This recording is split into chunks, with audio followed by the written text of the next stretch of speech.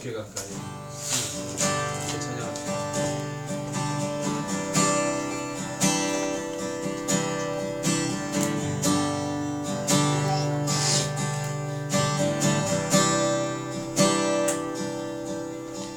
주께 가까이 날 이끄소서. 간절히 주님만을 원합니다. 채워주소서. 주의 사랑을 진정한 찬양 드릴 수 있도록 주께 가까이 날 이끄소서. 간절히 주님만을 원합니다.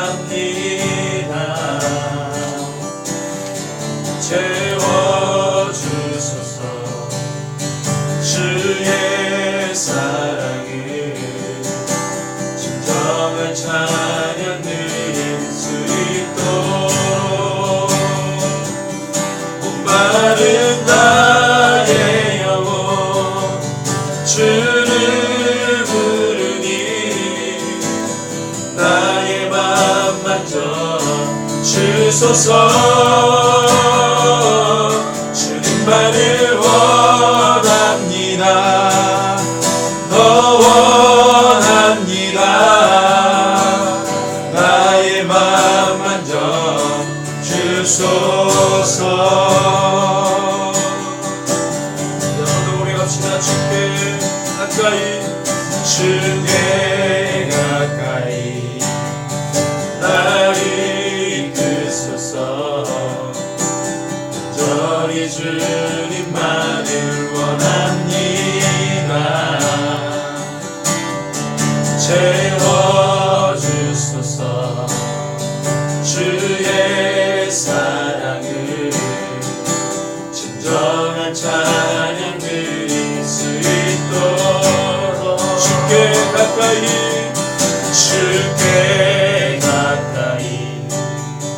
날 이끄소서. 간절히 주님만을 원합니다. 채워주소서.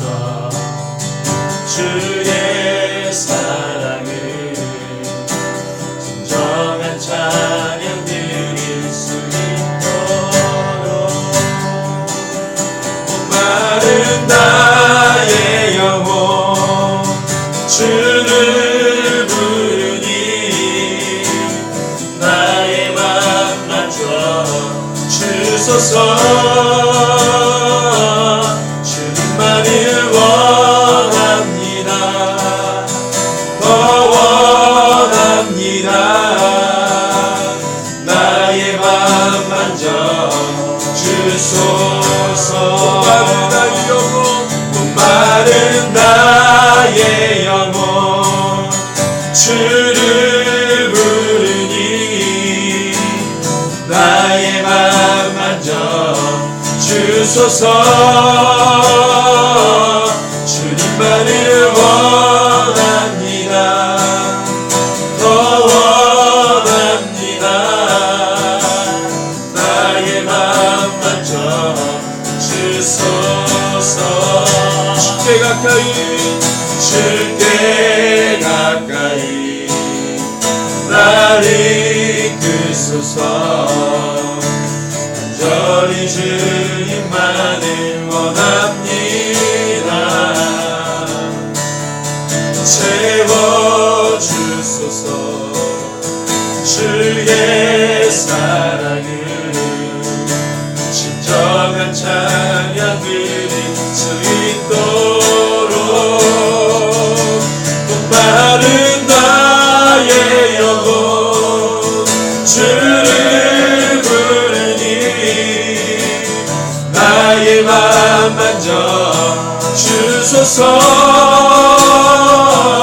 주님만을 원합니다.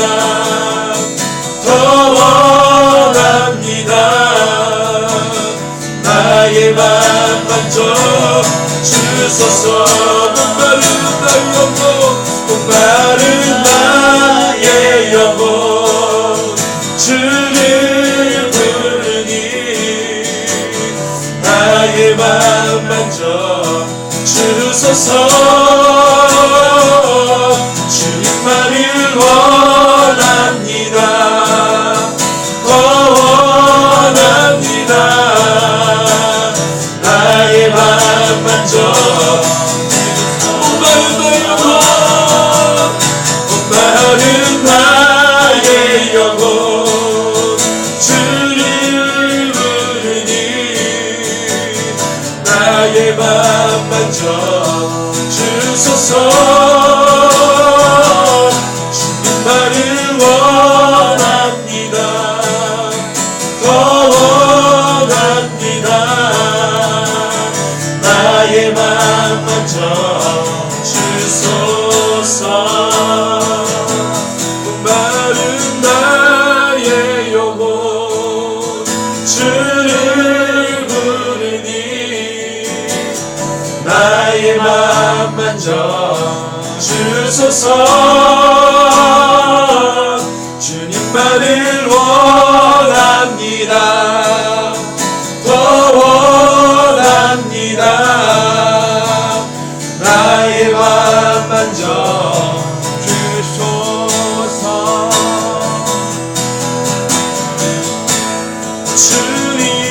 주님만이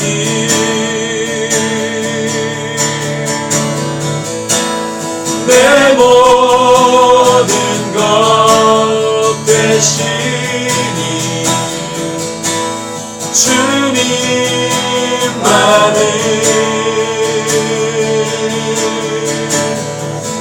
더 알게 하소서.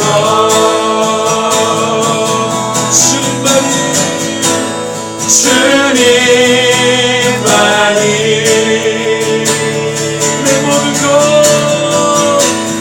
내 모든 것 되시니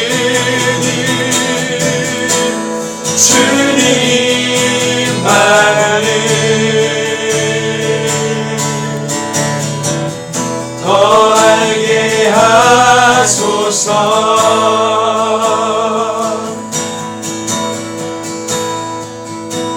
주님 곁으로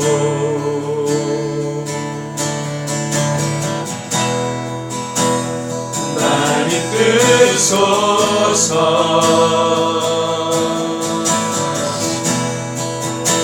내 모든 것 다 드리며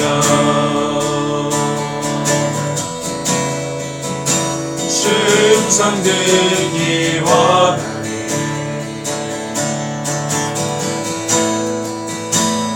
나의 찬송아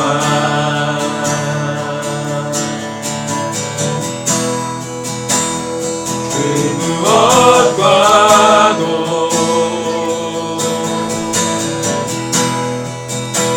바꿀 수 없는 주 사랑 그 품 안에 담긴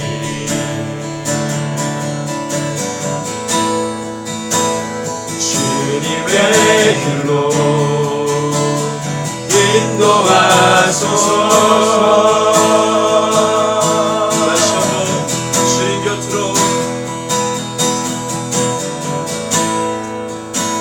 주님 곁으로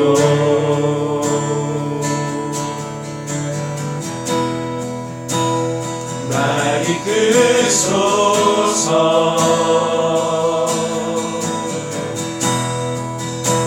내 모든 것 다 드리며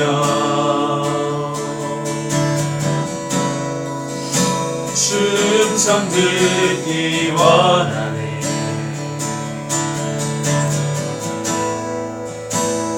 나의 찬송아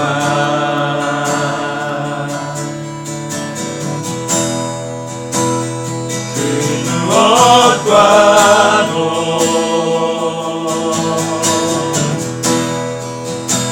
바꿀 수 없는 주 사랑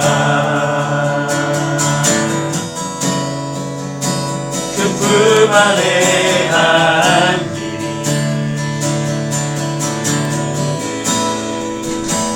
주님의 길로 인도하소서.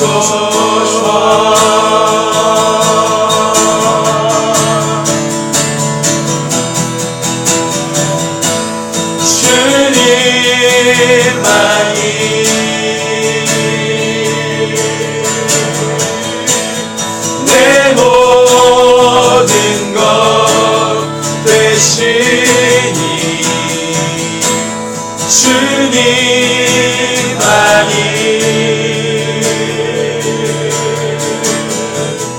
더 알게 하소서.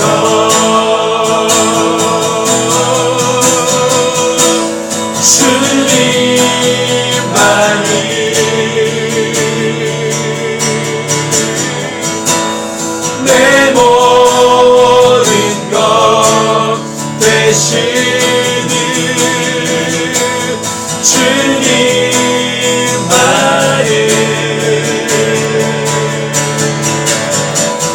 더 알게 하소서.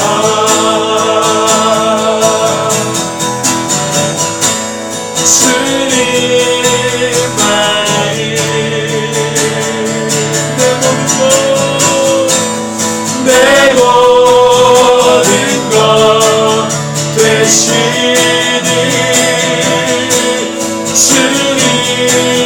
주님만을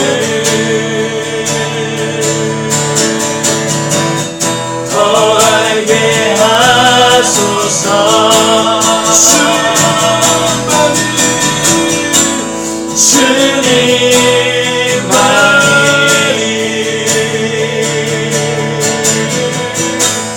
내 모든 것 되시니 주님만이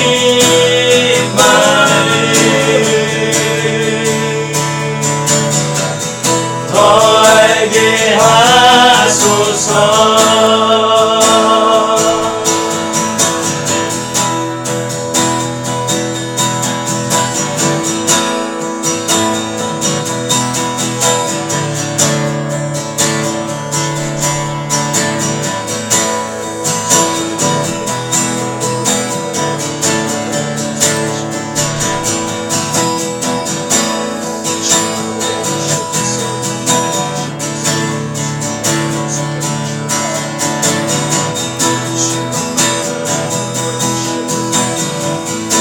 이 시간에 기도합시다. 이 시간에 주님 보길 원합니다. 주님만 바라보길 원합니다. 우리 가운데 주의 얼굴을 나타내 주시옵소서. 주님만을 구하는 이 시간이 되게 하여 주시옵소서. 이 시간에 주의 이름을 감기 기도합니다. 주여 하나님 아버지, 우리가 주님만을 하나님 아버지 구하는 하나님 원합니다. 하나님 아버지, 이곳에 하나님 아버지 주님 찬양하여 주시옵소서. 하나님 아버지, 우리가 주의 얼굴을 구하고 주의 마음을 구하며 주의 뜻을 구하며 주님의 하나님 우리가 기도해서 주의 뜻을 구하기 원합니다. 하나님 우리가 그것만을 구합니다. 주의 하나님 우리가 하나님 모든 주의 이름을 나타내 주시옵소서. 주님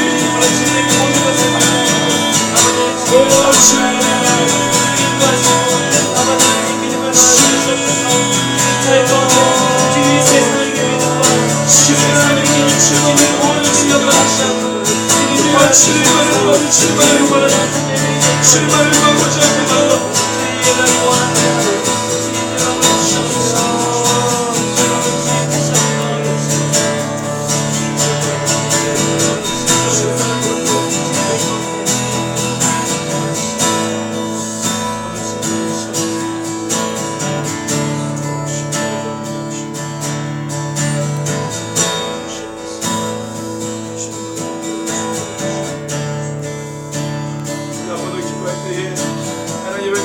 성령 하나님 주님과 함께하기를 원합니다.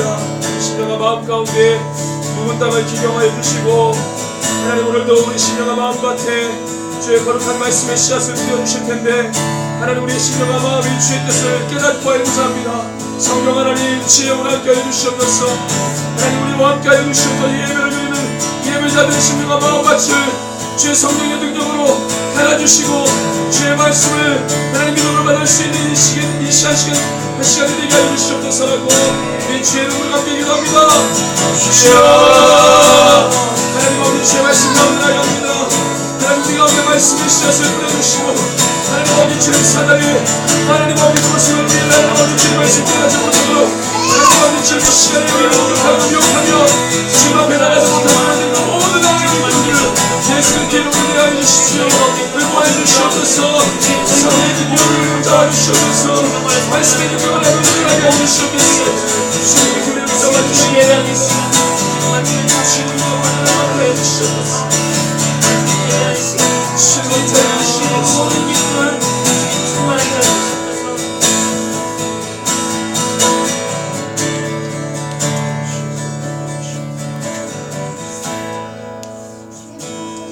감사합니다.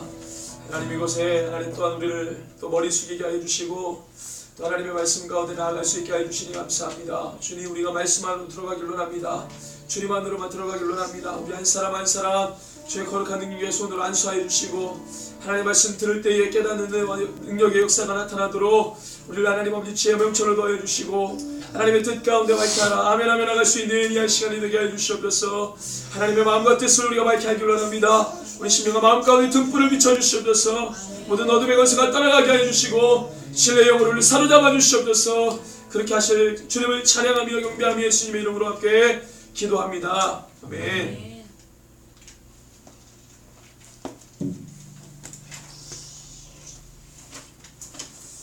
우리 말라기 4장 5장 6절 말씀으로 드리겠습니다. 말라기 4장 6절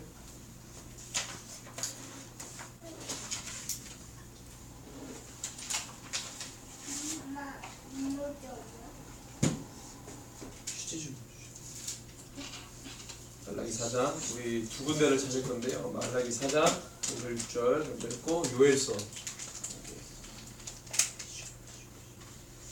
같이 읽겠습니다. 시작. 보라 여호와의 크고 두려운 날이 이르기 전에 내가 선지자 엘리야를 너에게 보내리니 그가 아버지의 마음을 자녀에게로 돌이키게 하고 자녀들의 마음을 그들의 아버지에게로 돌이키게 하리라. 돌이키지 아니하면 두렵건대 내가 와서 저주로 그 땅을 칠까 하노라 하시니라. 아멘. 자, 요엘서 2장 28절에서 32절. 요엘서 2장 28절에서 32절 같이 읽습니다.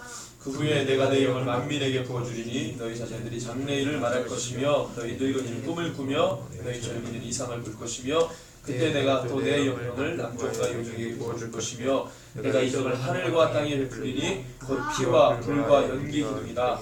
여호와의 크고 두려운 날이 이르기 전에 해가 어두워지고 달이 빛빛같이 변하려니와 누구든지 여호와 이름을 부르는 자는 구원을 얻으리니 그러나 여호와의 말대로 시온산과 예루살렘에서 피할 자가 있을 것이며 남은 자 중에 나 여호와의 부름을 받은 자가 있을 것입니다. 아멘. 네.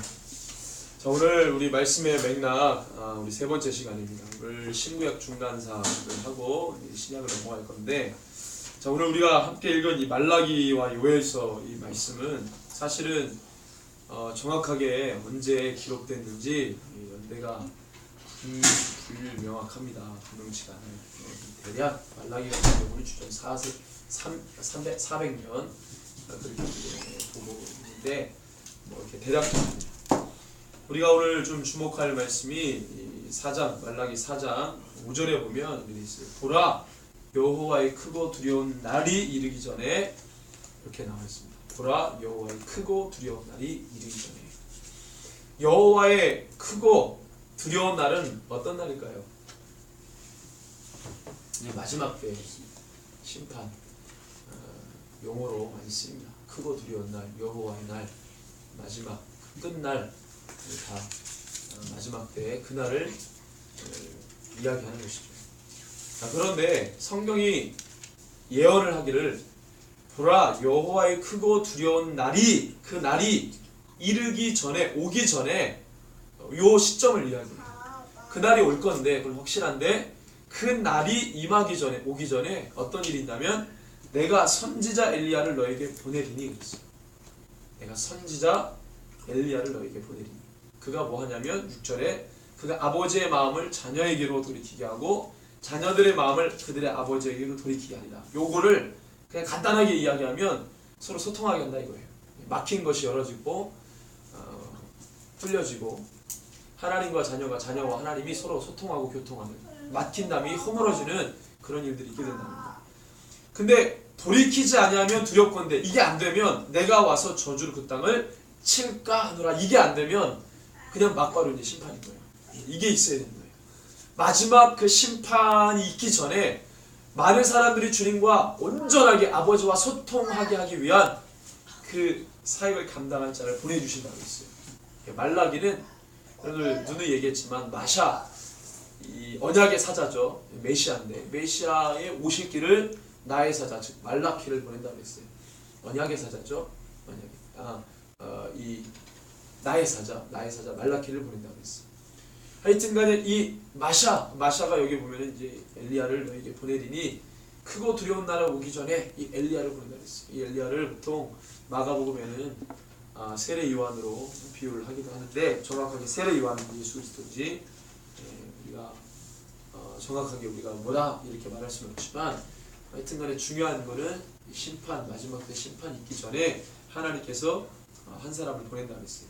요엘서 2장 28절 32절에 보면은 동일한 내용이 나오는데, 자 31절에 보니까 여호와의 크고 두려운 날이 이르기 전에 동일한 표현을 썼어요. 말라기 6장 5절에는 보라 여호와의 크고 두려운 날, 요엘서 2장 31절에 여호와의 크고 두려운 날 그랬어요.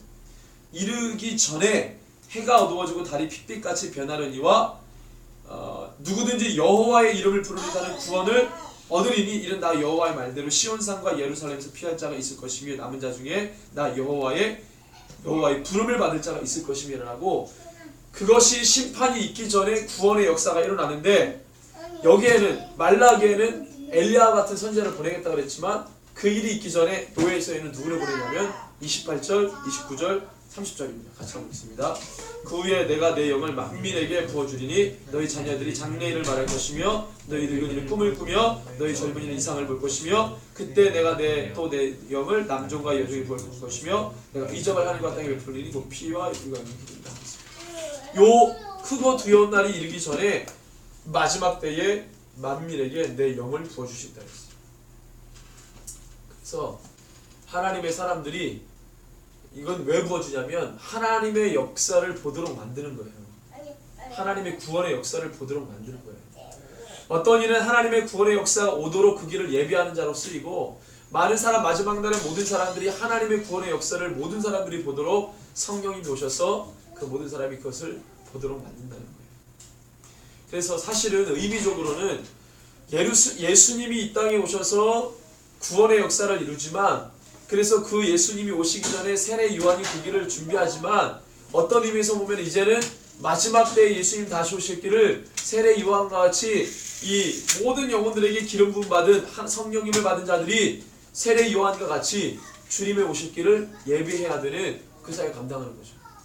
사실은 구약의 요엘과 말라기서에 기록된 이 기록이 사실은 신약으로 넘어오면서 지금 우리에게 넘어오면서 우리가 다시 오실 주님을 세례 요한이 되어 그 길을 준비하고 예비하는 자들로 우리가 사역을 감당하고 그래서 준비해야 된다는 거예요. 우리가 성령 받은 자잖아요. 기름 부음 받은 자잖아요. 그죠? 마지막 때의 그날에 내 영을 모든 자들에게 준다는 거예요. 그리고 그 크고 두려운 날이 이르기 전에 엘리야를 보낸다는 거예요. 그리고 난 다음에 심판이 있겠다고 했어요. 그 엘리야는 뭐예요? 아버지와 자녀와 아버지가 서로 소통하게 만드는 거예요.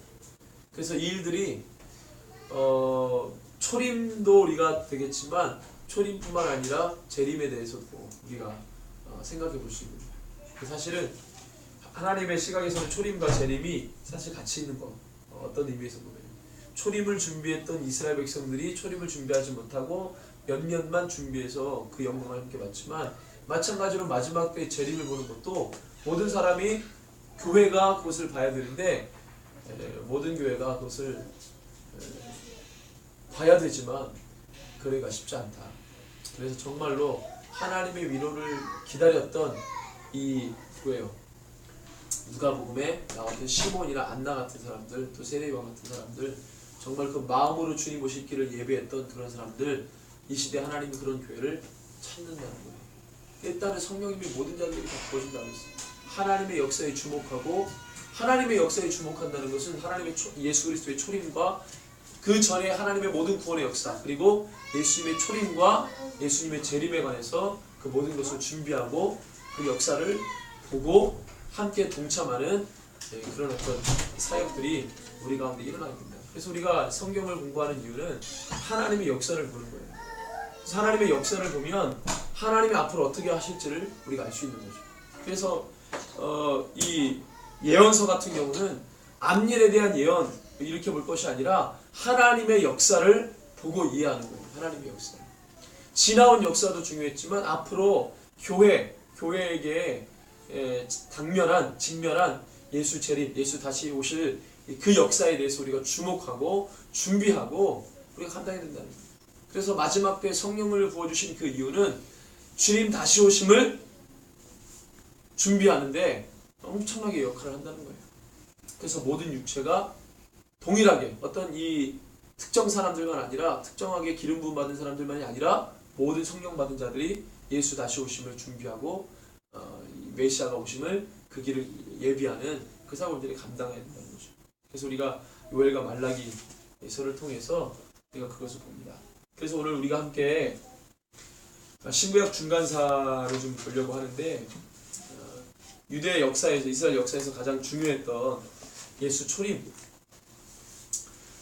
이게 이제 역사의 패턴이니까 우리가 신구약 중간사를 배우고 예수님의 초림 가운데 그 400년의 역사가 어떻게 진행됐는지 하나님이 어떤 일을 하셨는지 그런 것들을 우리가 좀 통찰한 다음에 이게 예수 재림에 관련해서 우리가 어떠한 자세로 어떠한 모습으로 살아가야 될지 왜냐하면 지금은 오늘 신구약 중간기 400년 동안은 선자를 내신 적이 없죠.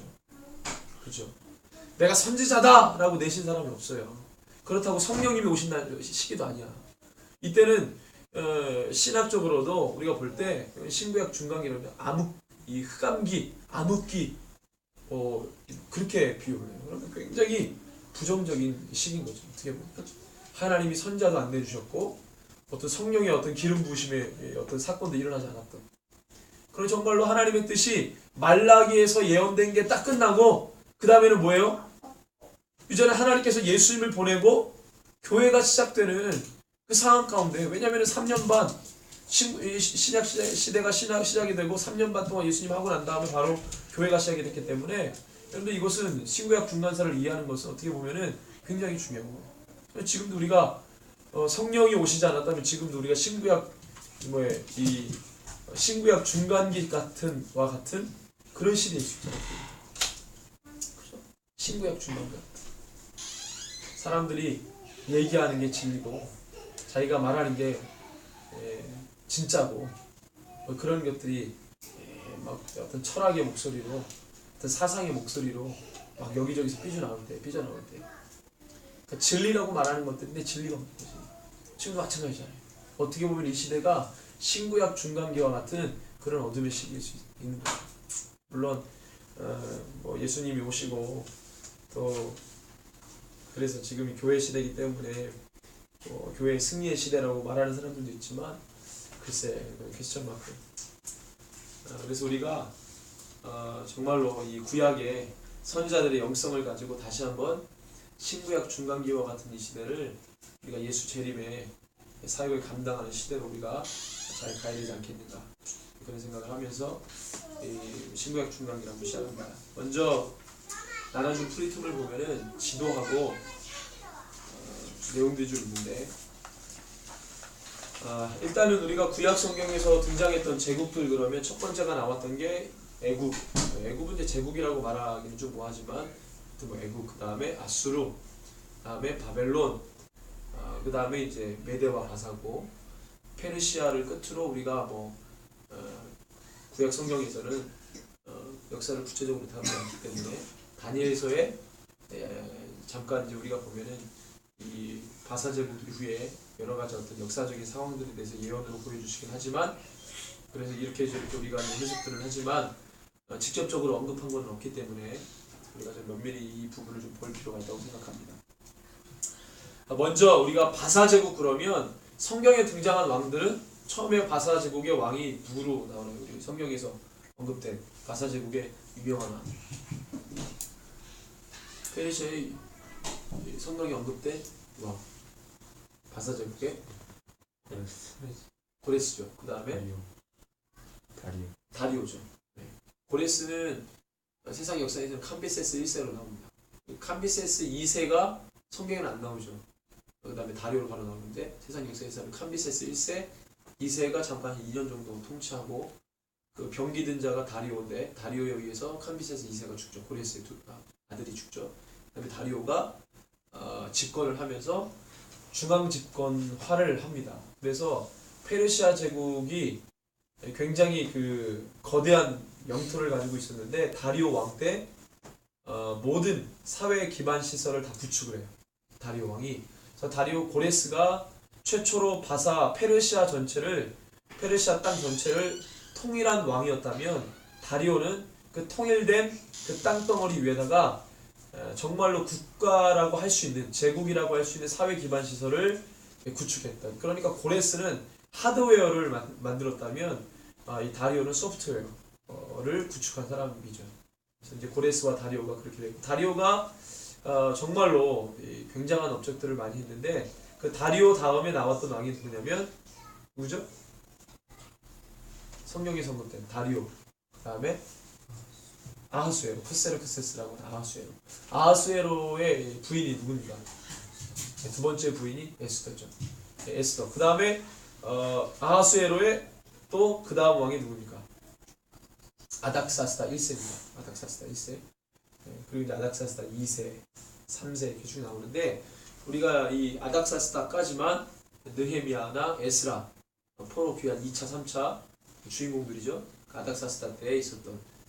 그래서 고레스 때는 처음에 1차 교환에서 누가 같이 갔습니까? 고레스 때.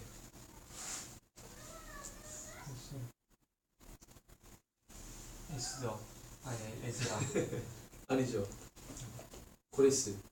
수르바벨이 1차 교환이에요. 수르바벨이 1차 교환인데 그 고레스 원년이죠. 고레스 원년이면 고레스가 처음으로 페르시아 왕이 된 해가 아니라 전체 페르시아를 통일하고 난 다음에 원년이에요. 그러니까 그렇게 아시고 고레스 원년에 스룹바벨이 유다 백성들을 이끌고 첫 번째 귀환해요. 그때 다니엘은 어디 있었을까? 다니엘. 다니엘은 어디 있었을까? 다니엘은 고레스 4년까지 있었어요. 고레스 4년. 그러니까 스룹바벨이 유다 민족을 데리고 올 때도 다니엘은 페르시아의 관리였어요. 그리고 4년까지 있었어요. 고레스 4년까지. 고레스 때에 정치를 받다고는 우리가 그 문헌에 나와 있지는 않지만 다니엘 1장에 보면 고레스 원년까지 있다고 했지만 사실은 4년까지 있었어요. 4년까지 그 땅에 있다가 다시 귀환해서 했는지는 전승이 어땠는지는 모르겠지만 다니엘이 성경상에는 고레스 4년까지 있었어요. 그러니까 고레스 1차 원년 때 포로 귀환할 때 다니엘은 어느 땅으로 하면 어디 지역에 있었어요? 공간으로 하면 페르시아 땅에 있었던 거예요. 그죠? 그 다음에 80년 후에 1차 귀환 이후에 2차 귀환까지의 공백은 몇 년이에요? 약 80년이에요. 그죠? 그래서 1차 귀환할 때 뭐 합니까? 네? 성전을 짓죠. 성전을 짓다가 완공하지 못하고 언제 완공해요? 아니지. 다리오 왕 때 완공하죠. 성전을.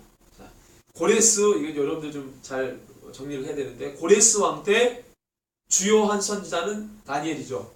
그죠? 고레스 왕 때. 그 다음에 고레스 원전의 1차 귀환 스룹바벨에 의해서 와서 성전 짓다가 사마리아 사람들이 못 짓게 하니까 중단됐다가 고레스 캄비세스 1세죠. 고레스 그 다음에 왕이었던 캄비세스 2세 고레스의 아들 그 다음에 다리오 왕 때에나 성전이 완공이 돼요.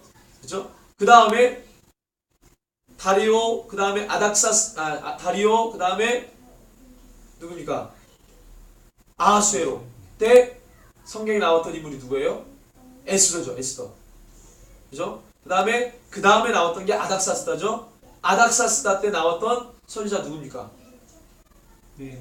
느헤미야하고 에스라죠. 그래서 에스라 느헤미야가 2차 3차예요. 아닥사스다 때 2차 3차예요. 자, 학계 스가랴는 언제입니까? 학계 스가랴 다리오 왕 때. 그죠? 이해해요? 네. 순서가 다리오 왕 때예요. 다리오 왕 때면 다니엘이 죽고 난 다음에 학계 스가랴가 성전 재건하라고 재촉하면서 다리오 왕 때 완성이 되죠. 학계 스가랴가 그거고. 그다음에 스가랴가 사역을 다 하니까 아하수에로 왕 때 에스더 이야기가 나오고, 그 이야기 다음에 아닥사스다 왕 때 에스라와 느헤미야를 통해서 2차 3차 하면서 에스라는 말씀의 성전, 다음에 느헤미야는 뭐예요? 성벽을 재건하죠. 그죠? 그래서 에스라 때 뭐가 생겨나냐면 에스라 때 탈무드. 이게 다 신구약하고 연결이 돼요. 신구약 중간사하고. 에스라 때 뭐 했냐면 탈무드가 그때 형성이 됩니다. 탈무드는 뭐예요? 번역, 이 율법을 해석한 해석서예요. 해설서. 그래서 에스라가 말씀의 성전을 얘기했는데, 말씀의 성전, 보이지 않는 성전을 말씀을 통해서 가르치는 거예요. 사람들. 그러니까 뭐예요? 성전 재건, 말씀의 재건, 성벽 재건. 이렇게 생각합니다. 그 다음에 이제 아닥사스다 1세, 그 다음에 왕들은 나오지 않지만, 그 다음에 왕들 신구약 중간사에서 우리가 이제 보게 되는 거죠. 자, 이 400년간, 신구약 중간기를 약 400년간 우리가 이제 보는데, 요거는 우리가 굉장히 중요합니다. 그래서 구약과 신약을 연결하는 연결고리로 우리가 이제 보는데, 페르시아 제국 시대 끝나고 난 다음에 404년에서 331년에 여러분들 페르시아 제국과 누구랑 싸우죠? 첫 번째 헬라 제국이 페르시아를 이기잖아요. 그죠? 누가? 헬라 제국의 누가? 알렉산더가 페르시아를 침범해서 이긴단 말이에요. 그 전에 페르시아가 그리스 지역을 계속 공격합니다. 언제? 영화에 나왔잖아요. 영화 300에. 그때 페르시아의 왕이 누구였습니까? 바사. 아하수에로. 크세르크세스가 계속해서 그리스 지역을 침범해가죠. 그러면서 그 페르시아 제국군이 그리스 지역에 엄청나게 유럽인들에게 공포감을 줬어요. 그래서 막 그 조공도 마치게 하고, 그러니까 그런 압제에 엄청나게 눌리다가 마케도니아 지역에 알렉산더가 원래 마케도니아 지역 사람이죠. 마케도니아 사람하고 그리스 사람하고 상극이에요. 마케도니아 사람은 유럽 그리스 지역의 북부 산지에 사는 사람들이에요. 그러니까 그리스 사람들이 볼 때는 야만인, 전쟁만 좋아하고 호전적이고 멍청하고 칼 좋아하는 애들, 그렇게 인식이 바뀌고, 그리스 애들은 이 마케도니아 사람들이 그리스 사람들을 볼 때는 힘없고 나약하고 머리만 크고 아는 것만 많고 말 많고 이런 애들로 보죠. 근데 이제 이 필립이라고 하는 알렉산더의 아버지가 호전적인 왕인데, 그 사람이 마게도냐 전체를 통일하고, 소도시 국가였으니까 그때 폴리스 때 마게도냐 전 지역을 하고 강력한 이 힘을 가지고 있어서 그리스까지 제패해요. 그때 필립이. 근데 그리스 밖에는 이 페르시아 제국이 엄청난 제국을 형성해서 그리스인들을 막 압박해 오는데, 그때 그 시점에 필립 아버지가 죽어요. 암살당해서 죽잖아요. 그리스 사람에 의해서. 죽고 난 다음에 알렉산더가 왕위에 오르면서 내부 결속, 그리스 전체 이 도시국가 폴리스들의 이 집결을 위해서, 그전에는 너무나도 반목이 심했어. 그러니까 페르시아 제국이 단일화된 민족인데, 이 단일화된 민족이 그리스 제국을 제패할 수 있었던 이유가 뭐냐면, 얘네들은 서로 안 뭉치는 거야. 그리스 애들은. 그러니까 서로 뭐 마케도니아인 그리스인, 그리스 안에서도 여러 가지 많은 국가들이 뭐 스파르타 어디 하면서 막 서로 간에 이런 알력 다툼이 있으니까, 알렉산더가 볼 때에는 자기가 왕이 되고 자기 아버지의 중앙 집권식의 어떤 이거를 강화시키기 위해서 내부 결속을 다지기 위한 하나의 출구로 페르시아 지역을 출병을 나가서 원정을 나간 거예요. 자기 어떤 이 지지 기반을 확보하기 위해서. 그래서 이 알렉산더가 왜요? 주전 404년 그래서 431년 요 사이에 페르시아 제국이 알렉산더에 의해서 무너지게 됩니다. 그래서 약관의 나이 30세 초반에 4만 명의 이 군사를 가지고 2만 명인가 4만 명 하여튼 적은 군사를 가지고 이 페르시아 제국을 함락시키죠. 그 다음에 이제 헬라 제국으로 넘어오면서 336년에서 323년 정도에 이 알렉산더가 죽은 후에 네 장군이 분할 통치해요. 그래서 이 지도에 보면 알렉산더 제국이 이렇게 큰데 대부분이 페르시아 제국이죠. 그리고 난 다음에 밑에 보면은 네 분을 분할 통치돼요. 알렉산더가 죽고 난 다음에 밑에 이제 친구들 장군 4명이서 갈라먹게 하죠. 그래서 마케도니아 본 지역을 리시마코스라고 하는 왕조가 카산드로 왕조가 그 마케도니아 본국을 차지하게 되고, 그 다음에 리시마코스가 이 트로키아 여기 지명이 트로키아인데 지금 트로키아 지역이 터키 서해안 쪽하고 이스탄불 쪽이거든요. 이쪽이 왜 트로키아냐면 옛날에 트로이가 여기 있었어. 트로이 왕국이. 그래서 트로키아 지역이에요. 트로키아 지역을 이 리시마코스 왕조가 차지하게 되고, 그 다음에 이집트를 프톨레마이오스 왕조가. 이 프톨레마이오스는 왜 중요하냐면 이 프톨레마이오스 왕조 때 70인령을 번역해 성경을. 그래서 이 알렉산드리아라고 하는 그때 당시에 이 큰 도서관이 알렉산드리아 지역에 있었는데 이 프톨레마이오스 왕조의 이 왕이 이 성경을 번역하면서 그 알렉산드리아의 큰 도서관에다가 그 성경을 비치하게 만들어요. 70인령이 헬라어로 말하면 70이라는 숫자가 헬라어로 septuagint라고 해요. 70명의 유대학자를 가지고 이 성경, 구약 성경을 헬라어로 번역했어요. 그때 당시에 국제 공용어가 헬라어였기 때문에. 그 다음에 이제 시리아 전체 지역을 셀류코스 왕조가 차지하게 됩니다. 근데 나중에 이 4개의 분할 통치된 이 왕조들이 2개로 세력이 나눠지는데 뭘로 나눠지냐면 셀류코스하고 프톨레마이오스 왕조하고 딱 나눠져요. 양대사 세력으로. 그래서 이 프톨레마이오스 같은 경우는 그 70인령이 중요하고, 그 다음에 셀류코스 여기는 안티오코스라고 하는 왕이 있었는데 이 안티오코스 왕이 예루살렘에 가가지고 성전 제사를 모독하죠. 그래서 돼지피 뿌리고 거기에서 흥분했던 지방 제사장이었던 마따디아라는 사람이 광분해가지고 저런 미친놈이냐 하면서 이 하시딤이라고 하는, 그때 당시에 경건한 사람들 하시딤이라고 하는데 그 하시딤이 다 일어나죠. 봉기해가지고 그 시리아라 그러면 여러분들 그 통상 셀류코스 왕조라고 생각하면 돼요. 시리아 그러면 셀류코스 왕조가 굉장히 이교도적이에요. 엄청나게 이교도적이에요. 그래서 국가 정책으로 우상 숭배를 강요해요. 그래서 지방 제사장이었던 이 마따디아는 나중에 하스모난과 이 항쟁할 때 이 사람은 이거 아무것도 아니었어요. 지방 제사장이었어. 지방 제사장이었는데 그 지방의 총독이 관료가 야 시리아에 우상 숭배 희생 제사 드려 그랬더니 광분해가지고 나 못 드려. 그리고 총독을 죽이고 그 다음에 그 같이 동조했던 제사 드렸던 사람까지 다 죽여요. 마따디아가 하스몬 이 항쟁을 처음에 일으켰던 사람, 저항운동을 먼저 일으켰던 사람. 그래서 이 4개의 이제 제국들이 있으면서 가장 중요했던 것이 이제 독립유다 시대인데, 자, 이 독립유다 시대 때를 보면은 여러분들 이제 간단하게 좀 설명을 좀 할게요. 내용들이 좀 많지만 근데 나중에 좀 보고, 중요한 건 이거예요.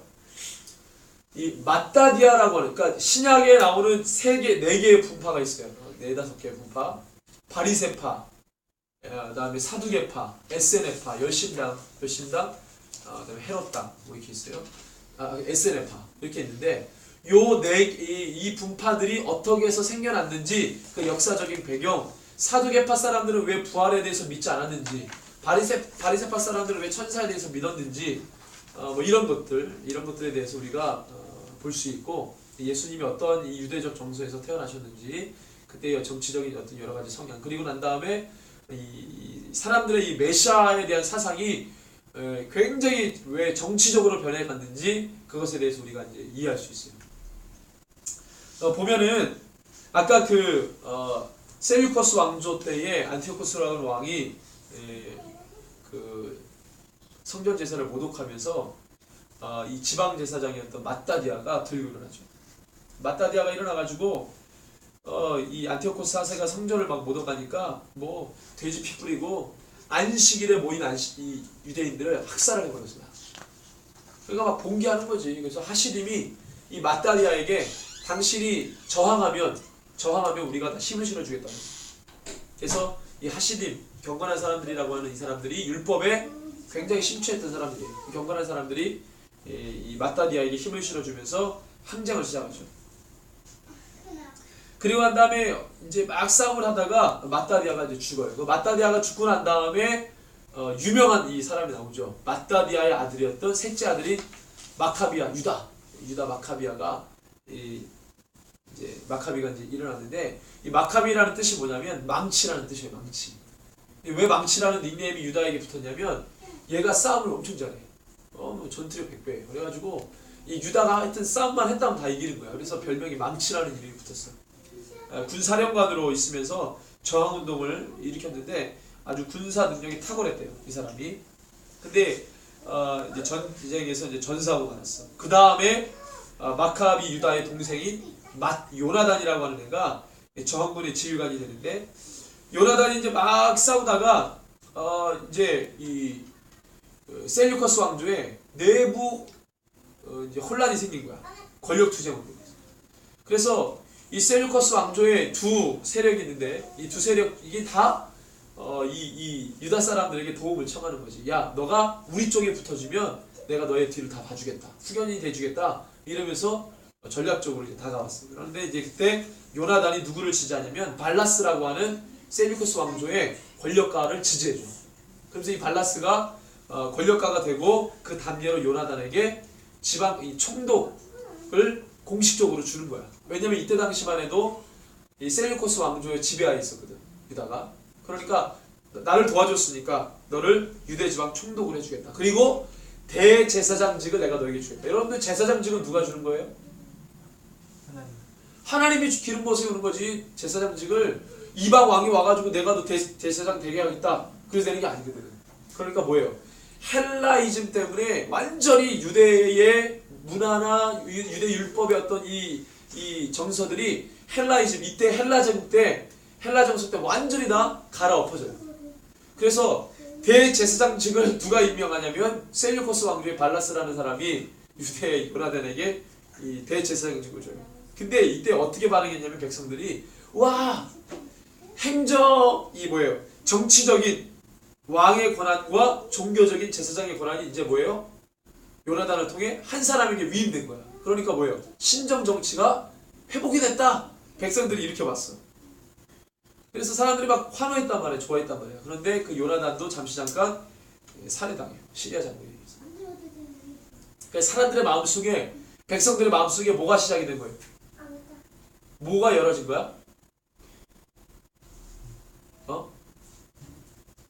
백성들의 마음 가운데 뭐가 지금 막 생겨나기 시작했냐면 다윗 때의 지위가 회복될 수도 있겠다라고 하는 가능성을 보기 시작했어요.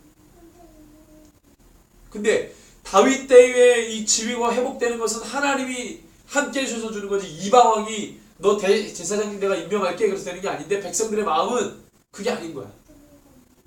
마치 다윗의 지위가 회복이 되고 다윗의 왕권, 신정정치 왕권이 마치 재현되는 것과 같은 일들이 막 일어나니까 백성들의 마음이 오르락 내리락 하는 거지. 그쵸? 그 다음에 이제 요나단이 죽고 난 다음에 요나단의 형제인 시몬이라는 사람이 대제사장이 돼요. 자, 자꾸 이제 이 하스몬 왕가의 마따디아 왕가의 하스몬 왕가가 무슨 직으로 계속 위임이 돼요? 왕이라는 칙으로 위임되는 게 아니라 뭘로 위임이 되죠? 대제사장직으로 위임이 돼요. 근데 이 대제사장이 못 돼요? 종교 의식도 행하지만 못 돼? 종교적 권한도 있지만 정치적 권한도 있는 거예요. 이 대제사장직이. 그래서 이 마따디아, 이 하스몬 왕가 시기 100여 년 정도 됐는데, 이 100여 년 기간 동안에 대제사장, 그러니까 말하면 제사장 그룹이 종교적인 거, 정치적인 거 독점하고 있습니다. 그러니까 대제사장이 유대를 100년 동안 통치를 했던 것 같아요. 그런데 사두개파가 어떤 사람들이에요? 직분으로 따지면 사두개파 사람들. 어떤 사람들이 사두개파? 제사장 그룹이잖아. 그 제사장 그룹 사두개파 사람들이 왜 정치적인 성향이 강해졌어요? 예수님 때.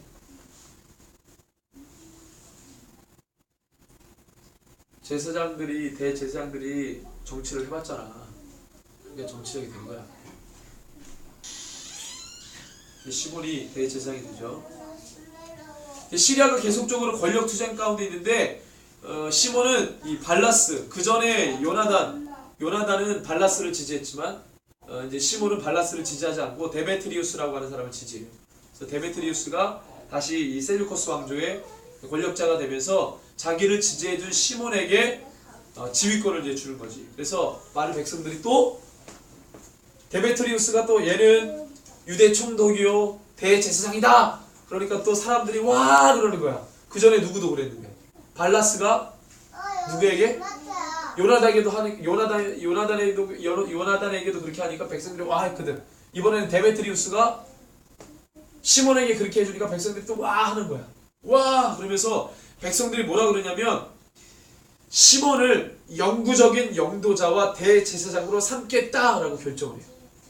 백성들이. 그래서 그때부터 하스몬 왕가가 합법적으로 생겨나게 돼요. 그래서 실질적으로 유대를 다스린 자들은 셀류코스 왕조가 아니라 하스몬 왕가가 대리 통치하는 거예요. 직접적으로. 이것이 100년이 가요. 그 다음에 시몬의 아들 요한 힐카누스 1세가 이제 그 다음에 대제사장이 되는데 근데 막 이제 뭐 권한을 가지니까 막 그렇게 해서 이제 하스몬 왕가가 합법적으로 국가로 이렇게 되면서 셀류커스 왕조가 이제 경계하죠. 경계하면서 예루살렘을 포위해요. 그때 이제 요한 힐카누스 1세가 항복해버려요 그냥. 왜냐면은 이때는 저항할 수 있는 군사력도 없고 힘도 없어. 이때는 정치적으로 야합하는 거야. 그 전에는 어때요? 하스몬 왕가가 생기기 전에는 저항운동으로 싸웠거든, 투쟁했거든. 근데 합법적이 되는 순간 이제는 뭐예요? 정치적으로 타협해요. 그래서 정치적으로 살아남아. 이 유대, 이 마카비 왕, 이 하스몬 왕조가. 그래서 항복하면서 항복을 하죠. 힐카누스 1세가 그 당시에는 이 바리새파하고 좋은 관계를 맺었는데 갑자기 돌아선 이유가 있어요. 바리새파 중에 한 사람이 힐카누스의 대제사장직을 비판해. 너는 자격이 없어 임마! 하면서 뭐라고 욕을 했어요. 그러니까 자기의 제사장직과 깊이 연관이 되어 있는 사두개파 사람들과 손을 잡고 바리새파를 탄압하기 시작해요. 그리고 이 힐카누스 1세가 정치적인 목적으로 이제 뭐 하냐면 사마리아 땅을 이제 확장시키는 거죠. 내부 결속을 위해서 정복 전쟁을 하고 그래서 막 하면서 이 이두메 땅까지 정복을 하고 이두메 땅에 이두메 사람들을 강제 유대교로 개종해요. 집단 개종시키지. 그때 막 할례밖에 하고 강제적으로. 이때 헤롯 가문이 이두메 사람으로서 집단 개종당할 때 유대인으로 개종을 하게 된 거예요. 헤롯 가문이. 그 다음에 이게 힐카누스의 아들 이 아리스토블루스라고 하는 사람인데 아리스토블루스가 대제사장직을 이제 받게 되죠. 근데 원래는 힐카누스가 죽기 전에 자기 아내에게 너 당신이 현명하니까 당신이 여왕이 되셔 그랬는데 이제 아리스토블루스 아들이 자기가 이제 권력을 딱 잡아가지고 어머니를 죽이고 동생들을 감옥에다 놓고 죽이고 막 그랬어요. 아리스토블루스가 이제 죽고 다음에 이제 그의 처가 아리스토블루스의 아내가 아리스토블루스가 권좌에 오르면서 감옥에 넣었던 동생들을 다 석방시켜줘. 그러면서 이 아내가 그 형제 중에 가장 큰 애인 얀네오스라고 하는 애와 결혼을 해요. 결혼을 하면서 이 얀네오스를 대제사장직으로 임명해. 막 지네들이 임명해. 대제사장. 그러니까 뭐예요? 누구랑 결혼한 거야? 얀네오스는 형수랑 결혼한 거야. 형수랑.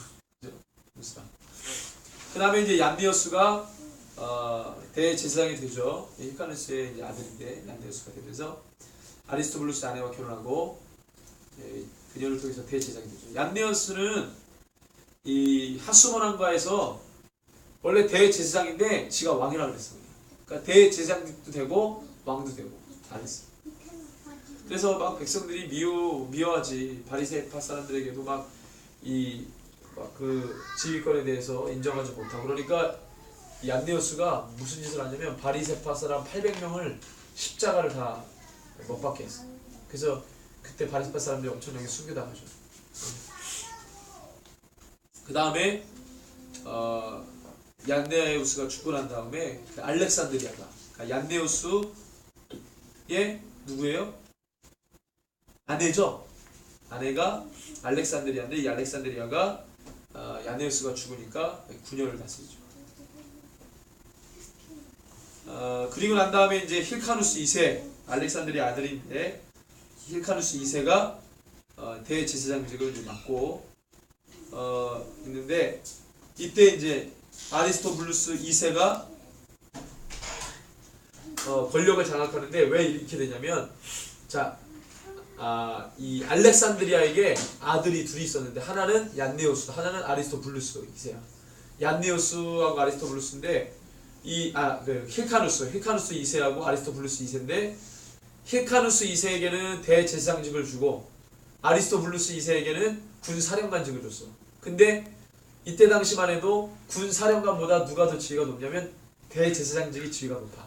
권한이 더 많아. 그러니까 아리스토블루스 2세가 모든 권한을 다 자기가 독점하고 싶으니까 힐카누스 2세를 쫓아내버리고, 이 아리스토블루스 2세가 군사령관이면서도 대제사장직을 지가 독점해. 그냥 지가 된 거야 이거. 그때 힐카누스 2세는 어디로 도망가냐면 폼페이우스 알죠? 로마의 폼페이우스 장군에게 도움을 청하러 가는 거야. 근데 이때 폼페이우스는, 이때 로마는 어때요? 이때 로마는 3두 정치였잖아. 3두 정치. 그래서 3두 정치에 누구 있었지? 폼페이우스, 시저, 크라수스. 얘네 세 명이 3두 정치 하는데, 그때 이제 폼페이우스가 처음에는 조금 권력이 있다가 나중에 시저하고 싸워가지고 지잖아요, 폼페이우스가. 그죠? 그 내용인데. 그래서 폼페이우스에게 도움을 청하고, 로마가 그때 이제는 이제 이스라엘 땅을 와가지고 점령을 합니다.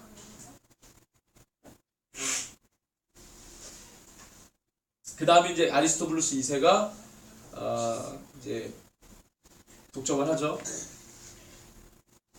그 다음에 아리스토블루스 2세 다음에 요한 힐카누스 2세, 폼페이우스의 개입으로 다시 아리스토블루스 2세를 쳐치우고 권력을 탈환하죠. 요한이 통치하는데, 이때 이제 힐카누스 2세가 폼페이우스를 찾아가게 된 그 이유가 있었어. 어떻게 찾아가게 됐냐면, 그때 힐카누스 2세를 폼페이우스로 소개시켜준 사람이 누구냐? 이두메의 사람 안티파터야. 이 안티파터는 누구냐면 대헤롯의 아버지야. 대헤롯이 누군지 알죠? 대헤롯이 동방박사 나올 때 나오는 그 헤롯이 바로 대헤롯이거든. 그 대헤롯의 아버지가 안티파터야. 이 이두메 사람 안티파터는 정책 수완이 좋은 사람이기 때문에 이 사람이 이 힐카누스 2세한테, 야, 너 아리스토블루스 2세에게 권력 뺏겼으니까 로마의 폼페이우스를 찾아가라. 그래가지고 그 사람을 끌어들여서 아리스토블루스 2세를 내쫓고 그 사람이 된 거죠. 그래서 그 일에 지대한 공헌자가 바로 안티파터였어. 근데 이 안티파터가 큰 도움을 주니까 나중에 이제 이 안티파터가 자기 권한이 커졌단 말이야. 그래서 안티파터가 나중에 이 아리스토블루스 자기가 힐카누스 2세를 도와줬지만 누구랑 결혼하냐면 아리스토블루스 2세의 딸 미리암이라는 여자하고 결혼해. 그러니까 아리스토블루스 2세의 사위가 된 거야, 안티파터가. 그래서 얘는 정치적 수단이 좋으니까 이리 붙고 저리 붙고 이렇게 양발을 해가지고 자기가 유대 땅을 통치할 수 있도록 모든 걸 다 쓴 거지. 그래서 나중에 이 안티파터가 요한 힐카누스 2세도 처치하고, 그 다음에 자기 미리암 아내도 이 바람난 여자로 몰아가지고 죽이게 하고, 그 다음에 자기 그 사위가 있어요. 사위 아리스토블루스 3세인데 이 3세가 사위인데 얘도 대제사장직을 얘한테 줘버려요. 힐카누스 2세를 죽이고 그 대제사장직을 자기 사위한테 줬는데 사위도 죽여. 그리고 또 누구도 죽이냐면 자기 장모 미리암의 어머니 얘도 죽여요. 그래가지고 얘가 안티파터가 아들이 둘이 있었는데 하나는 헤파스 아들이 이름이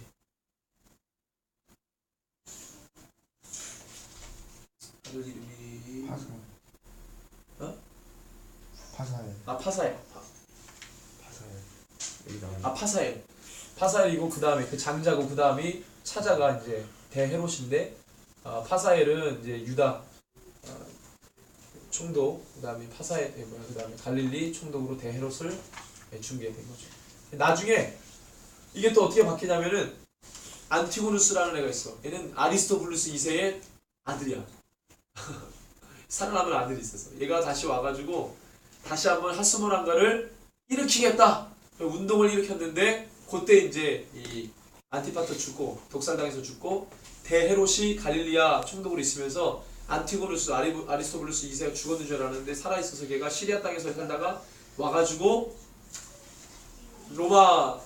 그 대헤롯을 공경에 빠뜨리니까 대헤롯이 로마로 도망가가지고 거기서 있으면서 로마 사람들하고 친해지면서 거기서 이제 이 지휘권을 하면서 유대 총독의 지휘권을 하면서 다시 유대 땅으로 와가지고 안티고누스 아리스토블루스 2세 아들인 안티고누스를 처치하고 유대 총독으로 임명받게 되지.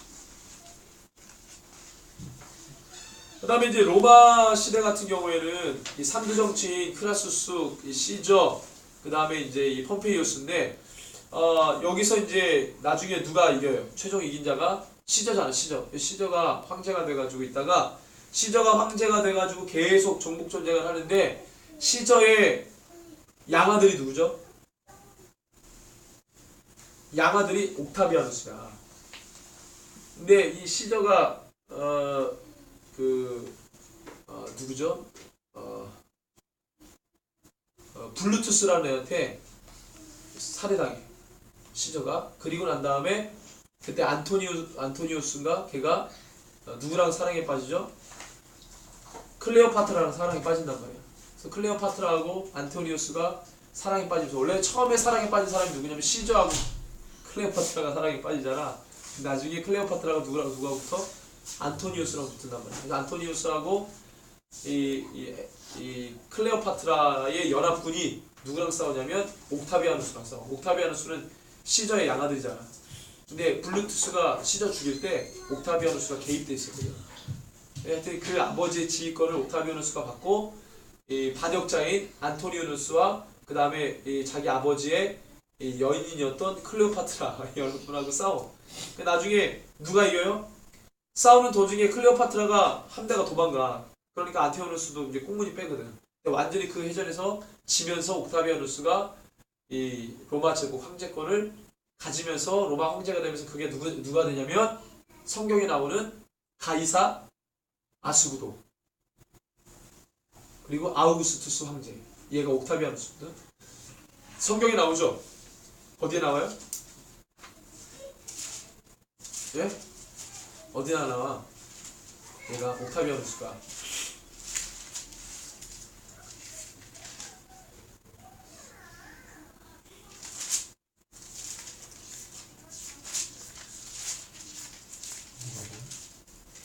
성경이 어디 나와요?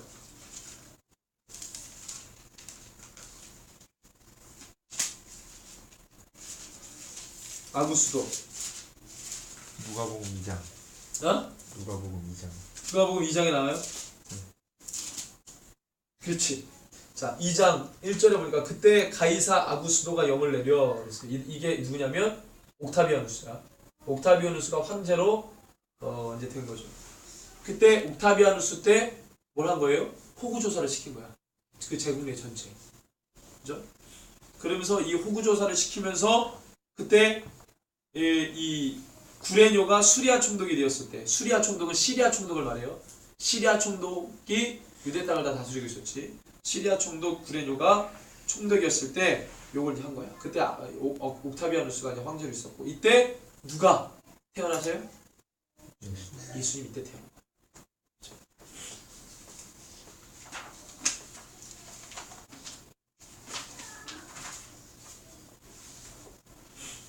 그리고 예수님이 태어나시고 난 다음에 마태복음 으로 오면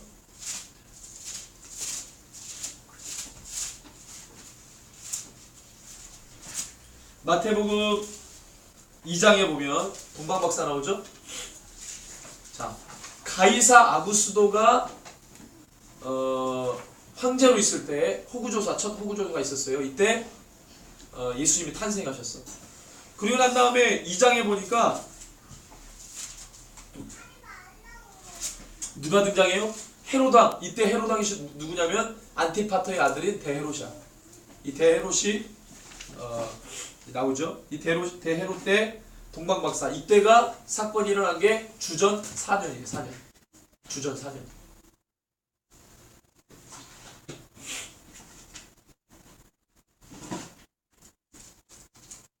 그리고 주전 4년인데 이 대헤롯이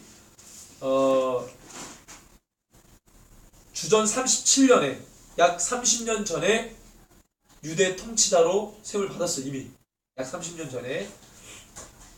그리고 옥타비아누스가 주전 27년 때 로마 황제가 됐고, 주전 24년 20년 전에 대헤롯이 제3성전인 헤롯 성전을 건축을 하고, 자, 그리고 난 다음에 옥타비아누스 때 호구조사를 시키고, 그 다음에 주전 4년에 헤롯 대학 때 동방박사 사건이 생겨나게 된 거지. 2장 19절에 보니까 헤롯이 죽은 후에, 대헤롯이 죽은 후에 주의 사자가 애굽에서 요셉에게 현모가 되게 그랬어요. 쭉 얘기하고, 그러나 22절에 아켈라오가 그의 아버지 헤롯을 이어 유대 임금됨을 듣고 그랬어요. 아켈라오는 어떤 왕이에요? 헤롯 아켈라오는 아주 포악한 왕이었죠. 그래서 유대인들에 의해서 폐위된 사람이 아니에요. 아켈라오. 그 다음에 나왔던 사람이 헤롯 세례 요한하고 관계된, 예수님 당시 때 계속적으로 뭔가 했었던 사람이 누구예요? 헤롯 안티파스. 그죠? 헤롯이라는 이름이 많이 나와요. 나중에 헤롯 아그리빠도 나오는데, 안티파터는 성경에 안 나오지만 대헤롯, 그 다음에 헤롯 아켈라오, 헤롯 안티파스, 헤롯 빌립, 헤롯 아그리빠, 이 5명의 헤롯이 있어요. 여러분들 잘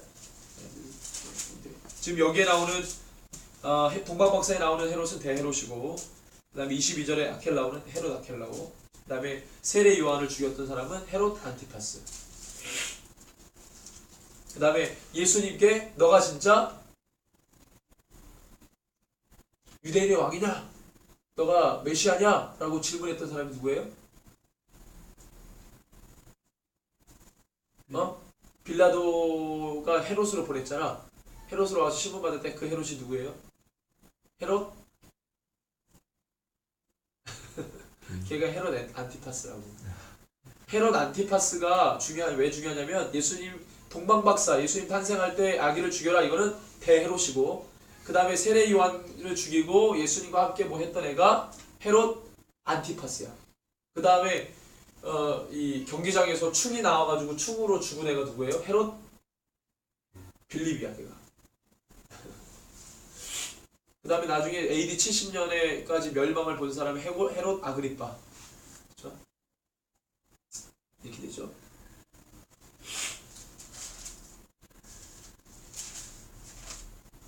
그 다음에 누가복음에 보면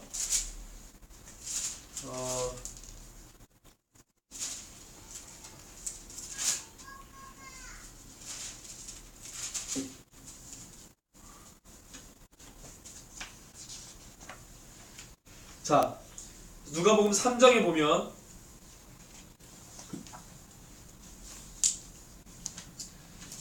디베리오 3장 1절에 디베리오 황제가 통치한 지 15해 곧 이 디베리오는 티베리우스죠. 티베리우스, 로마 황제였던 티베리우스.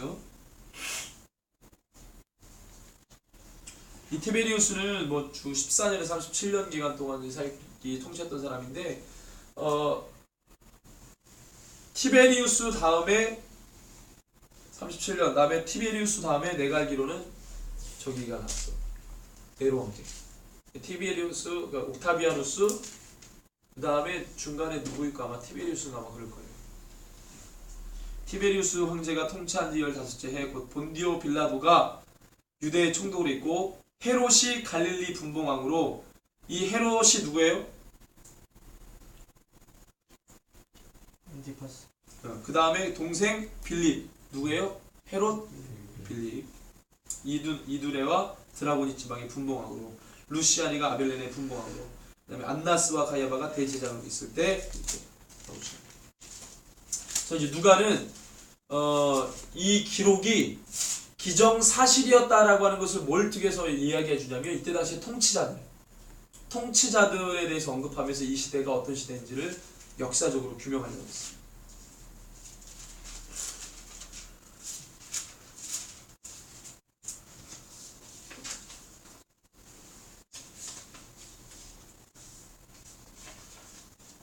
자, 70인역에 대해서 좀 이야기를 하겠는데 70인역은 이 신구약 중간기 때 형성이 됐는데 이 70인역이 왜 중요하냐면 예수님 당시 때 성경을 뭘로 봤냐면 70인역으로 봤어요.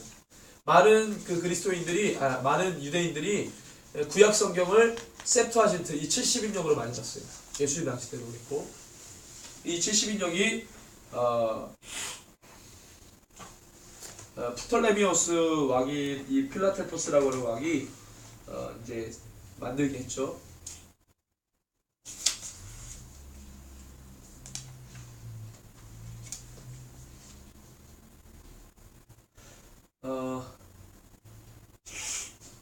근데 이제 유대인들이 70인역을 보다가 초기 그 그리스도인들도 구약 성경 볼 때 70인역을 많이 봤고 그다음에 유대인들도 많이 봤는데 나중에 유대인들이 70인역을 폐해버려요.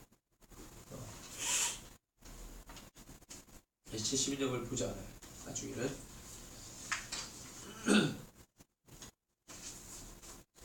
그 다음에 종파들, 그 바리새파, 사두개파 종파들에 대해서 얘기를 좀 할게요.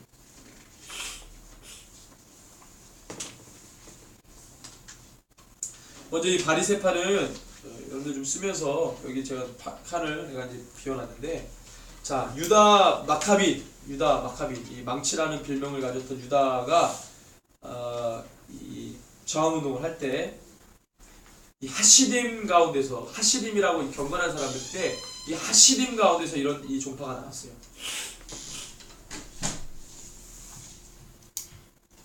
그래서 이 사람들은 구별되다라고 하는 이 뜻을 가진 바리새라고 하는 바리사이라고 하는 이 뜻이 성별된 사람들, 구별된 사람들 이런 뜻이에요. 하시딤은 경건한 사람들 이런 뜻이고 바리사이는 구별된 사람들 이라는 뜻인데 이 하시딤이라고 하는 사람들에게서 바리새파가 나왔어요. 그래서 이 사람들은 율법 연구를 굉장히 깊이 했어요. 그리고 이방 풍속으로부터 그때 헬라 문화가 막 엄청나게 깊숙이 들어와가지고 그 어떤 이 헬라의 풍속으로부터 스스로 막 성별하고 구별했던 사람들